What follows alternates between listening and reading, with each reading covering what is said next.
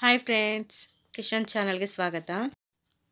ಇವತ್ತಿನ ದಿವಸ ನಿಮಗೆ ನಾವು ರುಚಿಕರವಾದ ಕೇಕ್ ಮಾಡೋದನ್ನ ತೋರಿಸ್ಕೊಡ್ತಾ ಇದ್ದೀವಿ. ನೋಡಿ ಫ್ರೆಂಡ್ಸ್, ಈ ರೀತಿಯಲ್ಲಿ ಈ ಕೇಕು ಬಂದು ಮೊಟ್ಟೆ ಮತ್ತು ಮೊಸರನ್ನು ಉಪಯೋಗಿಸ್ಕೊಂಡು ಆದಷ್ಟು ಕಡಿಮೆ ಇಂಗ್ರೀಡಿಯೆಂಟ್ಸನ್ನು ಯೂಸ್ ಮಾಡಿಕೊಂಡು ಮಾಡ್ತಿರುವಂಥ ಕೇಕು. ಬನ್ನಿ ಈಗ ಇದಕ್ಕೆ ಏನೇನು ಸಾಮಗ್ರಿಗಳು ಬೇಕೋ ನೋಡ್ಕೊಳ್ಳೋಣ. ನೀವೇನಾದ್ರು ಇದೇ ಮೊದಲನೇ ಬಾರಿ ನಮ್ಮ ಚಾನಲ್ನ ನೋಡ್ತಾ ಇರೋದಾಗಿದ್ದರೆ ನಮ್ಮ ಚಾನಲ್ನ ಸಬ್ಸ್ಕ್ರೈಬ್ ಮಾಡ್ಕೊಳ್ಳಿ. ಹಾಗೆ ಪಕ್ಕದಲ್ಲಿ ಕಾಣುವ ಬೆಲ್ ಐಕನ್ ಬಟನನ್ನು ಪ್ರೆಸ್ ಮಾಡಿ. ಈಗ ಇದಕ್ಕೆ ಮೊದಲಿಗೆ ಮೊಟ್ಟೆಯನ್ನು ಹಾಕ್ಕೊಳ್ಬೇಕಾಗತ್ತೆ. ಮುಖ್ಯವಾಗಿ ಈ ಮೊಟ್ಟೆಯ ಬಿಳಿ ಭಾಗವನ್ನು ಸಪ್ರೇಟಾಗಿ ತೆಗೆದಿಟ್ಕೊಳ್ಬೇಕಾಗತ್ತೆ. ಯೆಲ್ಲೋ ಕಲರ್ ಭಾಗವನ್ನು ಮಿಕ್ಸ್ ಮಾಡ್ಕೊಳ್ಳೋದಕ್ಕೆ ಹಾಕ್ಕೊಳ್ಬೇಕಾಗತ್ತೆ. ನೋಡಿ ಫ್ರೆಂಡ್ಸ್, ಈ ರೀತಿಯಲ್ಲಿ ಹುಷಾರಾಗಿ ಬಿಳಿ ಭಾಗವನ್ನು ಸಪ್ರೇಟ್ ಮಾಡಿಕೊಂಡು ಯೆಲ್ಲೋ ಕಲರ್ದು ಒಂದು ಮಿಕ್ಸಿಂಗ್ ಬೌಲ್ಗೆ ಹಾಕ್ಕೊಳ್ಬೇಕಾಗತ್ತೆ. ಇದೇ ರೀತಿಯಲ್ಲಿ 3 ಮೊಟ್ಟೆಗಳನ್ನು ಹಾಕ್ಕೊಳ್ಬೇಕಾಗತ್ತೆ. ನೋಡಿ ಫ್ರೆಂಡ್ಸ್, ಈ ರೀತಿಯಲ್ಲಿ ಫುಲ್ಲು ಕ್ಲಿಯರಾಗಿ ಬರಬೇಕು. ಮೊಟ್ಟೆ ವೈಟ್ ಎಲ್ಲ ಡಿವೈಡ್ ಮಾಡ್ಕೊಳ್ಬೇಕು, ಯೆಲ್ಲೋ ಕಲರ್ದು ಮಾತ್ರ ಹಾಕ್ಕೊಳ್ಬೇಕಾಗತ್ತೆ. ಈಗ ನಾವು ಇದಕ್ಕೆ ಒಟ್ಟು 3 ಮೊಟ್ಟೆಯನ್ನು ಉಪಯೋಗಿಸ್ಕೊಳ್ತಾ ಇದ್ದೇವೆ. ಈಗ ಇದಕ್ಕೆ ಸುಮಾರು 1 ಕಪ್ಪಷ್ಟು ಗಟ್ಟಿಯಾದ ಮೊಸರನ್ನು ಹಾಕ್ಕೊಳ್ಳೋಣ. ಈ ಮೊಟ್ಟೆ ಜೊತೆಗೆ ಮೊಸರನ್ನು ಕೂಡ ಹಾಕ್ಕೊಳ್ಬೇಕಾಗತ್ತೆ. ಇದು ಮೊಟ್ಟೆ ಮತ್ತು ಮೊಸರನ್ನು ಉಪಯೋಗಿಸ್ಕೊಂಡು ಮಾಡ್ತಿರುವಂಥ ಕೇಕ್ ಆಗಿರೋದ್ರಿಂದ ಬೇಕಾಗತ್ತೆ. ಈಗ ಇದಕ್ಕೆ ಸುಮಾರು 50 ಗ್ರಾಮ್ನಷ್ಟು ಮೈದಾ ಹಿಟ್ಟನ್ನು ಹಾಕ್ಕೊಳ್ಳೋಣ.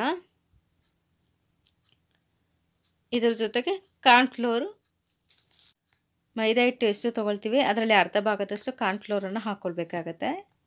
ಈಗ ಇದ್ರ ಜೊತೆಗೆ ಒಂದು ಚಿಕ್ಕ ಸ್ಪೂನಲ್ಲಿ ಒಂದು ಅರ್ಧ ಸ್ಪೂನಷ್ಟು ಅರಿಶಿನ ಪುಡಿಯನ್ನು ಹಾಕ್ಕೊಳ್ಬೇಕಾಗತ್ತೆ. ಅರಿಶಿನ ಪುಡಿ ಬೇಕಂದರೆ ಆಪ್ಷನಲ್ಲು. ಈಗ ಇದಕ್ಕೆ ರುಚಿಗೆ ತಕ್ಕಷ್ಟು ಪುಡಿ ಉಪ್ಪನ್ನು ಹಾಕ್ಕೊಳ್ಳೋಣ. ಈಗ ಇದೆಲ್ಲ ಹಾಕ್ಕೊಂಡಾದ್ಮೇಲೆ ಈಗ ಇದನ್ನೆಲ್ಲ ಚೆನ್ನಾಗಿ ಹೊಂದ್ಕೊಳ್ಳೋವರೆಗೂ ಮಿಕ್ಸ್ ಮಾಡ್ಕೊಳ್ತಾ ಹೋಗಬೇಕಾಗತ್ತೆ. ಈ ಮೊಟ್ಟೆ, ಅರಿಶಿನ ಪುಡಿ, ಮೈದಾ ಹಿಟ್ಟು ಮತ್ತು ಕಾರ್ನ್ಫ್ಲೋರು, ಉಪ್ಪು ಇದಿಷ್ಟು ಕೂಡ ಚೆನ್ನಾಗಿ ಹೊಂದ್ಕೊಳ್ಳೋವರೆಗೂ, ಯಾವುದೇ ಗಂಟಿಲ್ಲದೆ ಇರೋ ರೀತಿಯಲ್ಲಿ ಆಗುವವರೆಗೂ ಈ ರೀತಿಯಲ್ಲಿ ಚೆನ್ನಾಗಿ ಮಿಕ್ಸ್ ಮಾಡ್ಕೊಳ್ತಾ ಹೋಗಬೇಕಾಗತ್ತೆ. ಮುಖ್ಯವಾಗಿ ನಾವು ಮೊಟ್ಟೆ ಉಪಯೋಗಿಸ್ಕೊಂಡು ಅಥವಾ ಯಾವುದೇ ಕೇಕ್ ರೆಸಿಪಿ ಮಾಡುವಾಗ ಎಷ್ಟು ಚೆನ್ನಾಗಿ ಮಿಕ್ಸ್ ಮಾಡ್ಕೊಳ್ತೀವಿ ಅಷ್ಟೇ ಮೃದುವಾದ ಕೇಕ್ ಬರುತ್ತೆ.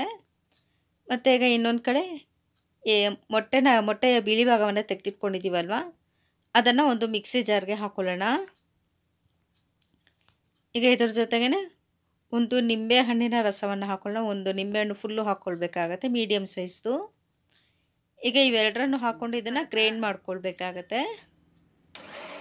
ನೋಡಿ ಫ್ರೆಂಡ್ಸ್, ಈ ರೀತಿಯಲ್ಲಿ ಆದಷ್ಟು ಮಿಲ್ಕ್ ಕಲರ್ ಬರುತ್ತೆ ಅದುವರೆಗೂ ಈ ರೀತಿಯಲ್ಲಿ ಗ್ರೈಂಡ್ ಮಾಡ್ಕೊಳ್ಬೇಕಾಗತ್ತೆ. ಈಗ ಇದರ ಜೊತೆಗೆ ಸುಮಾರು ಒಂದು 50 ಗ್ರಾಮ್ನಷ್ಟು ಸಕ್ಕರೆ ಪುಡಿಯನ್ನು ಹಾಕ್ಕೊಳ್ಳೋಣ.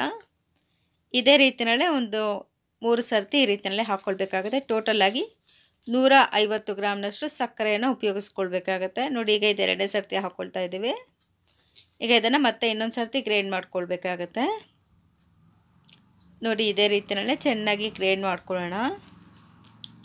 ಈಗ ಇದು 2 ಸರ್ತಿ ಹಾಕ್ಕೊಂಡಿದ್ದೀವಿ. ಈಗ ಇದನ್ನು ಮತ್ತೆ ಇನ್ನೊಂದು ಸರ್ತಿನೂ ಕೂಡ ಹಾಕ್ಕೊಳ್ಳೋಣ.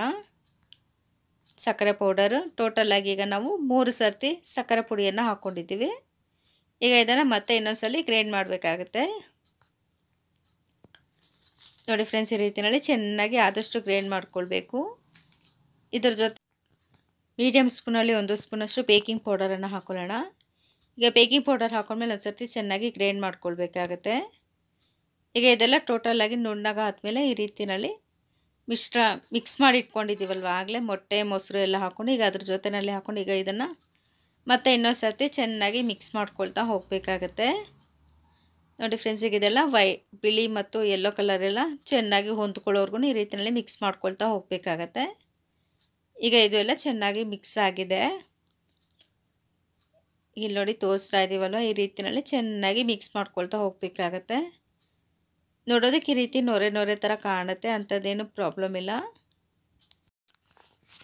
ನೋಡಿ ಫ್ರೆಂಡ್ಸ್, ಈಗ ಇದಕ್ಕೆ ಒಂದು ಬಟರ್ ಪೇಪರ್ನ ಹಾಕೊಳ್ಳೋಣ. ಇದಕ್ಕೆ ಕೇಕ್ ಟ್ರೇಗೆ ಈ ಬಟರ್ ಪೇಪರ್ನ ಹಾಕೊಂಡ್ಮೇಲೆ ಈಗ ಇದಕ್ಕೆ ಮೇಲೆಗಡೆ ಎಲ್ಲ ಎಣ್ಣೆ ಹಚ್ಚಿಟ್ಕೊಳ್ಬೇಕಾಗತ್ತೆ. ಮತ್ತು ಇಲ್ಲಿ ಮೇಲೆ ಭಾಗಕ್ಕೂ ಕೂಡ ಕಂಠ ಅಂತೀವಲ್ವ, ಆ ಭಾಗಕ್ಕೂ ಕೂಡ ಒಂದು ಬಟರ್ ಪೇಪರ್ನ ಈ ರೀತಿಯಲ್ಲಿ ಸುತ್ತ ಹಾಕ್ಕೊಳ್ಬೇಕಾಗತ್ತೆ. ಈಗ ಇದಕ್ಕೆಲ್ಲ ಎಣ್ಣೆ ಎಲ್ಲ ಹಚ್ಚಿಟ್ಕೊಂಡಾದ್ಮೇಲೆ ರೆಡಿ ಮಾಡಿ ಇಟ್ಕೊಂಡಿರೋಂಥ ಮಿಶ್ರಣವನ್ನು ಈ ಕೇಕ್ ಟ್ರೇಗೆ ಹಾಕ್ಕೊಳ್ಳೋಣ. ನೋಡಿ ಫ್ರೆಂಡ್ಸ್, ಈಗ ಇದೆಲ್ಲ ಫುಲ್ಲು ಹಾಕ್ಕೊಂಡಿದ್ದೀವಿ. ಈಗ ಇದನ್ನ ರೀತಿಯಲ್ಲಿ ಲೈಟಾಗಿ ಈ ರೀತಿಯಲ್ಲಿ ಕುಟ್ಕೊಳ್ಬೇಕಾಗುತ್ತೆ, ಯಾಕೆಂದರೆ ಎಲ್ಲ ಕಡೆಯೂ ನೀಟಾಗಿ ಸ್ಪ್ರೆಡ್ ಆಗಲಿ ಅನ್ನೋ ಇದಕ್ಕೋಸ್ಕರ. ಈಗ ಇದನ್ನು ಓವನ್ ಪ್ಲೇಟ್ ಮೇಲೆ ಇಟ್ಕೊಳ್ಳೋಣ. ಈ ರೀತಿಯಲ್ಲಿ ಪಾನ್ನಲ್ಲಿ ಈ ಓವನ್ ಪ್ಲೇಟ್ ಮೇಲೆ ಒಂದು ಸ್ವಲ್ಪ ನೀರನ್ನು ಹಾಕ್ಕೊಳ್ಬೇಕಾಗುತ್ತೆ. ನೀರನ್ನು ಹಾಕ್ಕೊಳ್ಳೋದ್ರಿಂದ ಕೇಕ್ಗೆ ಒಳಮುಖನೂ ಕೂಡ ಚೆನ್ನಾಗಿ ಕಾವು ಬರುತ್ತೆ ಅನ್ನೋ ಇದಕ್ಕೋಸ್ಕರ. ಈಗ ಇದನ್ನು ಓವನ್ ಒಳಗಡೆ ಇಟ್ಕೊಳ್ಳೋಣ. ಇಟ್ಬಿಟ್ಟು ಈ ರೆಡಿ ಮಾಡಿ ಇಟ್ಕೊಳ್ಳೋಂಥ ಮಿಶ್ರಣವನ್ನು ಓವನಲ್ಲಿ ಇಟ್ಕೊಳ್ಬೇಕಾಗತ್ತೆ. ಈ ಓವನ್ನಲ್ಲಿ ಇಟ್ಬಿಟ್ಟು 160 ಡಿಗ್ರಿಗೆ ಉಷ್ಣಾಂಶದಲ್ಲಿ 30 ನಿಮಿಷ ಬೇಯೋದಕ್ಕೆ ಬಿಡಬೇಕಾಗತ್ತೆ. ಈಗ ಇದು 30 ನಿಮಿಷ ಆಗಿದೆ. ನೋಡೋಣ ಯಾವ ರೀತಿ ಬಂದಿದೆ ಕೇಕು ಅಂತ. ನೋಡಿ, ಈ ರೀತಿಯಲ್ಲಿ ಒಂದು ಬಟ್ಟೆ ಅಥವಾ ಈ ರೀತಿಯಲ್ಲಿ ಕಪ್ಪಲ್ಲಿ ರಬ್ಬರ್ ಕಪ್ ಅಥವಾ ಏನಾದರೂ ಯೂಸ್ ಮಾಡಿಕೊಂಡು ತೆಗಿಬೇಕಾಗತ್ತೆ. ನೋಡಿ ಫ್ರೆಂಡ್ಸ್, ಎಷ್ಟು ಚೆನ್ನಾಗಿ ಬಂದಿದೆ. ರುಚಿಕರವಾದ ಮೊಸರು ಮತ್ತು ಮೊಟ್ಟೆನ ಉಪಯೋಗಿಸ್ಕೊಂಡು ಮಾಡಿರುವಂಥ ಕೇಕು. ನೋಡೋದ್ರಲ್ವಾ ಫ್ರೆಂಡ್ಸ್, ಎಷ್ಟು ಸಿಂಪಲ್ಲಾಗಿ ಈಸಿಯಾಗಿ ಆಗಿದೆ ರುಚಿಕರವಾದ ಕೇಕು.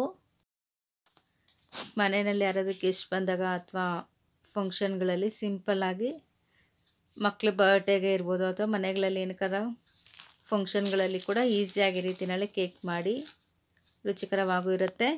ಆದಷ್ಟು ಕಡಿಮೆ ಇಂಗ್ರೀಡಿಯೆಂಟ್ಸಲ್ಲೂ ಯೂಸ್ ಮಾಡ್ಕೊಳ್ಬೋದು. ನೋಡೋದ್ರಲ್ವಾ ಫ್ರೆಂಡ್ಸ್, ಎಷ್ಟು ಸಿಂಪಲ್ಲಾಗಿ ಈಸಿಯಾಗಿ ಬೇಗನೆ ಆಗಿದೆ. ಈ ರೀತಿಯಲ್ಲಿ ಮೊಟ್ಟೆ ಮತ್ತು ಮೊಸರನ್ನು ಉಪಯೋಗಿಸ್ಕೊಂಡು ಮಾಡಿರುವಂಥ ರುಚಿಕರವಾದ ಕೇಕು. ನೀವು ಕೂಡ ಈಸಿಯಾಗಿ ಮನೆಯಲ್ಲಿ ಈ ರೀತಿ ಟ್ರೈ ಮಾಡಿ ನೋಡಿ.